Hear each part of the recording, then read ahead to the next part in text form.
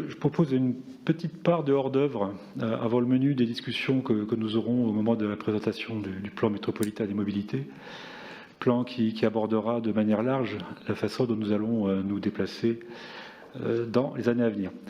Même s'il y aura sans doute des éléments intéressants et positifs sur la piétonisation et sur la place du vélo dans la ville, nous serons extrêmement vigilants sur l'orientation qui sera prise autour des transports en commun. Par l'abandon du tram, vous avez fait le choix de privilégier une approche sociale, avec notamment la gratuité des transports en commun, mais qui, à notre sens, va se confronter à une difficulté de gestion des flux. Mais nous y reviendrons dans les mois et les années à venir pour constater la réussite ou l'échec de votre position. Alors, par rapport à cette délibération, mon propos peut se résumer à « il ne faut pas mettre la charrue avant les bœufs ». Si on revient un peu en arrière, le 25 août 2020, le groupe de travail sur la gratuité et les tarifs sociaux, dont je fais partie, avait proposé une expérimentation sur la gratuité. Quelques jours plus tard, le 1er septembre, Monsieur le Président, vous annonciez à la presse et sur les réseaux sociaux la gratuité et les transports en commun le week-end. Et ce n'est que le 8 octobre que ce projet a été mis en délibération au Conseil métropolitain.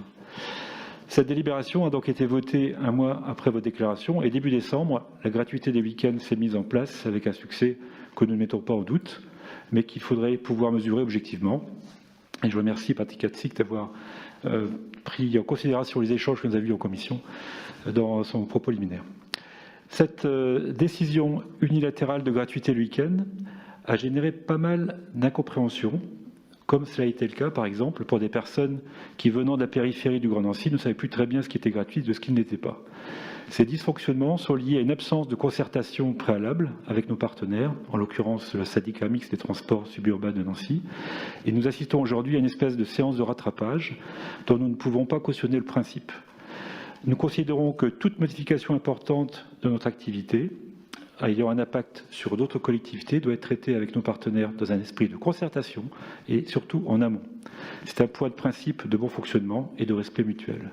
Dans ce cas précis, la charrue ayant été placée avant les bœufs, notre groupe s'abstiendra au moment de vote de cette délibération.